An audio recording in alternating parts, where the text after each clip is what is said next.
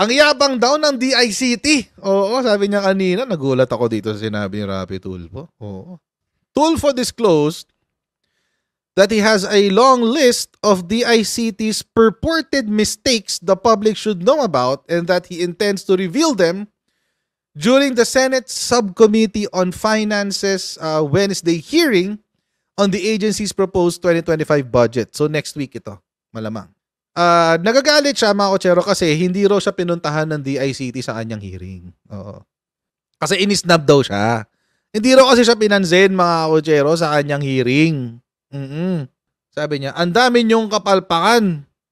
This time, di ako magiging supporter nyo. Didikdikin ko kayo. Ah, wow, may pagpapanta. Oo. Sabi niya, ang dami niyong kapalpakan. This time, di ako magiging supporter nyo. Didikdikin ko kayo. Ah, wow, may pagpapanta. Oo. Tanaw natin yung video. Ito yung video. Hindi ko na ano eh. Pero ito yung video. Araw na ito. Nakita niyo po ito. I have a long list of things that the people should know and that you should know para makorek yung problema niyo. Isa pa, during the hearing ng Games and Hina ng Amusement, boses ni where Rapi Tulfo dito DICT was informed about them being there para ibigay yung report tungkol dun sa findings nila upang malaman yung ginawa nilang pag-imbestiga, assessment ng PCSO Lotto. Balik tayo sa PCSO, guys. Kung credible pa ba yung Lotto games or not. Walang sumipot na isa. Well, may sumipot na isa pero hindi siya talaga yung taong kailangan ko. Why? Nagmamalaki na kayo? What's so special about you, DICT? Ouch. Kung kayo siguro ay isa sa mga top performer or top performing government agency, pwede kayo magmalaki. Pwede kayo hindi magpakita. Pwede kayo mang-snub. Pero isa kayo sa mga poor performer eh. Kung sino pa yung mga poor performer, yung pang mayayabang. I'm sure alam na alam mo yan, Sir Rapi, na kung sino pa yung mga poor performers, sila pa yung mayayabang. Harap ka sa salamin, Sir Rapi ha. Harap ka sa salamin. Tapos sabihin mo yung linya mo na yan. Ha? Please? Okay lang po ba, Sir Rapi? Back to you! And so, today, you will hear from me things that you wouldn't expect to hear from me back in 2022 because I was a supporter, like I said. Ayun. Yun ang sinabi niya. Yan ang sinabi niya kanina. Kokontrahin na raw niya yung budget ng DICT. Parang ganun ang gusto niyang palabasin. Ano po ba yung pinaggingit-ngit ng butchi nito ni Serapi? Ano po ba yung kinagagalit ni Serapi? Kasi last week, nagpahiring nga ito si Serapi. Tapos, hindi siya sinipot ng DICT. Nagpapunta lang sila ng isang representative. Ayan. Ang hearing na naman kasi, PCSO. Balik PCSO yung hearing, guys. Oo. Sabi ko nga sa inyo, wala namang problema sitahin si PCSO. Pero, ang problema kasi doon, mga kocher, nasagot na yung mga tanong nung previous hearings eh. Ano pa itatanong niya? Diba? Ano pa yung babalikan niya? Mga speculations niya? Sinagot yung tampering, sinagot yung 14 million daw na pinusta, yung mga kaibigan daw, etc. May nagpondo ng 30 million para tawag dito, tayaan lahat ng numero na pwedeng combination, 14 million combinations. Ay, grabe. Tinayaan yung 14 million combinations, guys. Pang pelikula eh. Tapos na yun eh. Nag-iintay na nga lang kami ng po-propose mo na batas eh, na measure. Ano pa yung po-propose mo na measure after that? Alam niyo mga kochero, kung kailan natapos yung hearing niyan sa PCSO?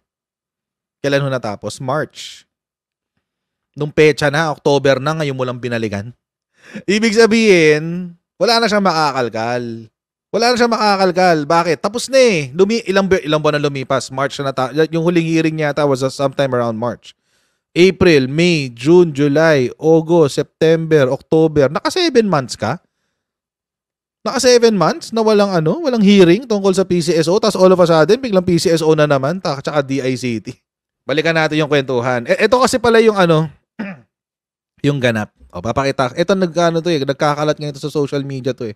O, inedit ko lang ng bahagya para, alam niyo naman, si Tulpo mahilig magpa-copyright yan. So, inedit ko ng bahagya. O, pero pasok to sa fair use, kaya sa mga ni Tulpo, oy, pasok to sa fair use ha. Migil kayo dyan. Maraming mga haka-haka noon, maraming mga nagsasabi na yung laro ng PCSO ay maraming pandaraya. Yun. Yung mga nananalo ay planted at madaling makurap yung sistema, kaya madaling magsingit ng mga taong gusto ng panalunin. So that's why we requested from DICT to conduct an assessment. Yan, yung And DICT. more than a year ago pa ata yun, so I'm sure by now, Walang 1 year mga kotsero. Alam niyo kung bakit? Kailan nagsimula yung hearing tungkol dito sa PCSO? January 25. So wala pa 1 year. Siguro feeling lang ni Raffy Tulfo 1 year kasi nakalimutan na niya. Siguro kasi dahil malakas yung kapatid niya. Yung kapatid niya ngayon yung usap-usapan, di ba? Si Erwin Tulfo tsaka si Ben Tulfo. Nasasapawang kasi siya. Feeling ko lang naman. Well, siguro, it's possible, di ba? We don't know. Kasi all of a sudden, biglang balik PCSO siya. Or baka na-realize na kasi, ay tahimik, walang ingay tungkol sa akin ngayon na. Baka kailangan natin gumawa ng konting Kailangan natin gumawa ng konting bira-bira dyan para gumawa uli ng ingay kasi, di ba? Wala siya masyadong Lahat ng pag-grandstand niyan, di umubra eh. meron na tayong resulta doon sa assessment na ginawa ng DICT. Comsec, andito ba yung DICT? Running late in daw, sir. Mr. Lawrence Garcia from DICT. We're just coordinating po with the Office of Asset Paraiso. Sa isang meeting lang po siya, Yung medyo spokes. tumagal po. So we're confirming po if kaya niyang kumabol or if he can attend online po. Kaya importante rito para malaman yung resulta na pinagawa ko sa inyo na assessment and evaluation para tingnan kung meron pa rin ba integridad ang PCSO Lotto Games. Tapos wala kayo rito. Ba't ganun? Hindi mo masasagot yung tanong ko kasi very technical itong mga tatanungin ko. Liaison officer ka, diba? Ano yun, nakakatawa yung video na niya na yan eh. Itong point na to, yung sinasabi niya na hindi mo ma-explain sa akin yun kasi napaka-technical nun eh, etc. etc. May malalaman niyo kung ba't nakakatawa. So, pag i-highlight ko pag dumaan na tayo doon. Wala ka alam sa mga technical aspects. Yes po, Your Honor. Nasaan ang banda yung Alipores mo? Kino-confirm lang po namin, Your Honor, kung makakaabot po si Asik. Kung makakaabot, so ibig sabihin, pwedeng hindi pa makaabot. Comsec, pag hindi dumating, isabihin na natin yung Secretary ng DICT. Kasama yung mga Alipores, mga ito. Paano mapapasubpina? Wait! Kailangan ng concurrence nun. Sinong magko-concur ng subpina niya? Wala siya ibang kasama eh. May kasama ba siya ibang senador dito? Hindi ko lang alam kung meron siya kasama ibang senador ha. Kung meron, di pwede niya ipasubpina, may concurrence siya. Pero kung wala, mag-iikot siya. Tuloy. Kaya importante rito eh. Alam niyo yan, di ba? Kaya nga nagkaroon ng hearing sunod-sunod Yan na. tayo rito dahil RTIA na. diskumpiyado sa PCSO. At tinawagan namin kayo, hindi kami na-assistant sa inyo para kayo sa gobyerno ang gumawa ng assessment. Binigyan ko kayo ng Kayo sa gobyerno? Uy, kasama ka na sa gobyerno, uy. Kasama ka na sa gobyerno, uy. Tuloy natin. napakahabang panahon, 1 taon na. Lapa. Dapat mag-report kayo sa taong bayan. Kung ano At saka nakakatawa yung pag binabanggit niya, napakatagal na ng panahon, 1 taon na. Ikaw nga ngayon mo lang binalikan eh. nangyari doon sa ginawa niyong assessment. Nasaan yung Alipores mo sa DICT, sir? Your Honor, I'm still coordinating po with the office. But, Your Honor, upon checking po, we've already sent a copy of the vulnerability assessment report Sined na pala. to your office po. Pero ang kailangan, sir, magpaliwanag kayo. Ipaliwanag niyo in layman's term. Kung ano Okay, yung report. layman's Kaya term maging daw. kami, Okay. Hindi man namin masyadong maintindihan. Kaya himay-himayin niyo yung report na yon at ipaliwanag niyo sa taong bayan. Hindi yung kami magpapaliwanag sa taong bayan. Kayo magpapaliwanag. Kasi kayong gumawa ng assessment. Yung madaling maintindihan. Kawawa naman si Kuya. Kawawa naman si Kuyang si Kuyang taga DICT. Di ba napagbunto na ng grandstand ni ni Raffy Tulfo. Kawawa naman. Ito yun, DICT. Oh, yun yung report. O, see? Tinan nyo. Kaya pala niyang basahin eh. So, isabihin, naiintindihan niya. Meron siyang kopya eh. O, napahiya siya doon, nasopla siya kasi binigyan siya ng kopya na pala in advance. So, ngayon, dahil binring up na nabigyan na siya ng kopya nung assessment, o di ba basahin na niya? Wala na siyang choice eh. Ang gusto niya kasi pagmukain na hindi nagtatrabaho ang DICT dyan sa issue ng PCSO. Eh, napadala na pala siya ng vulnerability report. Vulnerability assessment. Eh, ngayon, wala na siya ibang choice kundi basahin, di ba? Tuloy. Test done May 9 to 15. Okay. 6 days kayo gumawa ng test. Kung sa 6 days na ginawa niyong assessment, ang inyong findings, the findings does not affect the integrity of the lottery system. Ibig sabihin, lumitaw na hindi apektado ang integridad ng lottery system. Okay. So may sagot na pala ang DICT noon pa. Nagpadala na kasi ang DICT ng kanilang report, vulnerability assessment. Ang sabi, hindi raw naaapektuhan ng integridad ng lottery system. Ibig sabihin, walang problema. Walang dayaang nagaganap, basically. Yun ang sinasabi nun. Actually, ito yung parte na nakakabobo eh. Ito yung parte na yun. Tama? Nakalagay yun. However, nagbigay kayo ng disclaimer na yung sinertify ninyo does not guarantee security of a system. Ba't pa kayo nag-issue ng certificate? Parang agaw, bawi, agaw. Ano to? It only covers current and existing vulnerabilities during the period of testing. So, ibig sabihin, from 9 to 15, alam ni PCSO na gagawa kayo ng testing, wala silang ginawang mekos-mekos. Pero ang sinasabi nyo, after May 9 to 15, wala kami pakialam na. Hindi namin ginagaranti na hindi magkakaroon ng intrusion sa sistema ng lottery. Yun yung sinabi nyo rito. Nandito. Yun yung kabobohan na sinabi ni Raffy Tulfo. Simplihan natin, guys. Ganito ho yan. Halimbawa po, meron kayong sakit. Halimbawa, ubo kayo ng ubo. Halimbawa lang naman, meron kayong ubo at kayo ay nilalagnat. So, nagpunta kayo sa doktor.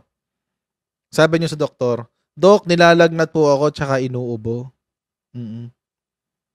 Let's say nagpunta kayo ng Monday, January 1, Monday.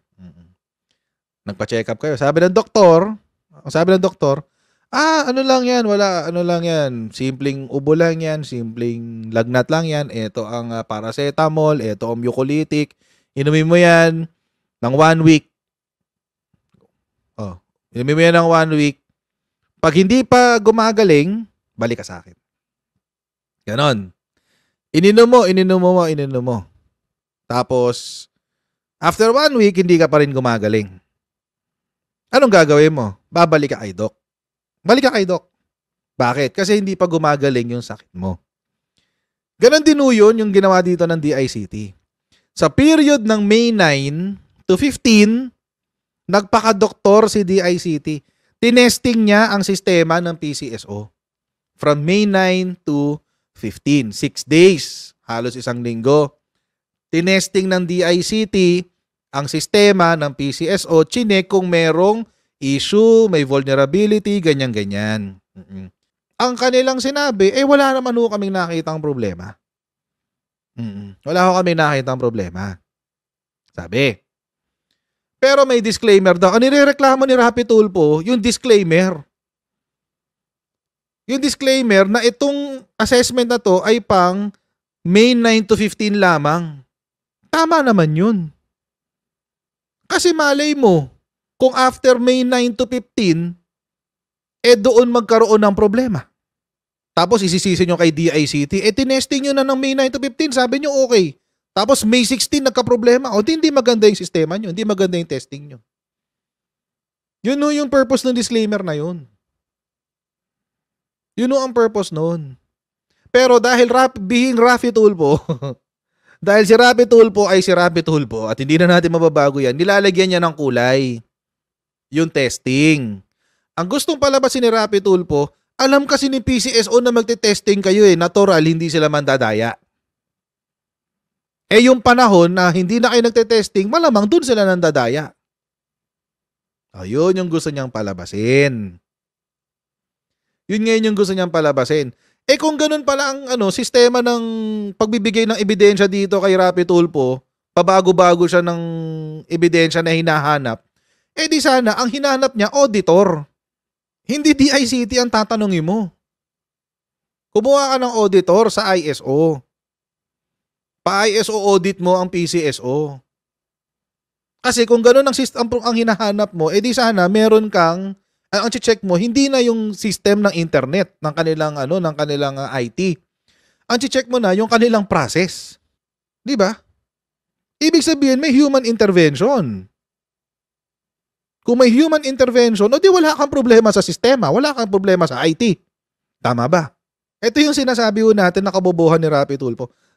Alam niyo, for the sake siguro na mapag-usapan siya. I don't know, siguro kasi dahil eleksyon, kailangan yung pangalan niya maihalo sa pangalan ng mga Tulfo dahil sikat na sikat ngayon ng mga Tulfo, number 1 sa mga survey, etc. Kailangan maisama siya dun sa mga pinag-uusapan. Ito yung pinag-aaralan ni DICT ng May 9 to 15. Yung nakaka-access daw sa root server. Nung sila daw yung nag-aral, wala naman daw silang nakitang may change or access. So kung wala pa lang nakaka-access doon sa server nila, o di may problema doon sa tao. Human intervention ang nangyayari. Hindi system. Lats na naman si Tulfo. Oo. Paano ngayon yan? In aid of na naman to eh. Itong si Tulfo, lagi itong in aid of grandstanding eh. Oo. Lagi siya in aid of grandstanding. Nakakairita. Nakakairita ng very slight. Oo, itong si Tulfo.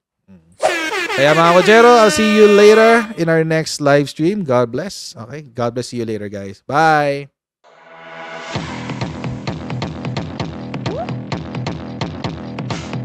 Pag ganun, huwag natin gawing tanga mga Pilipino. Mas maganda kasi nasa lugar ka ng tama kaysa yung pinipilit mo yung pagkakamali.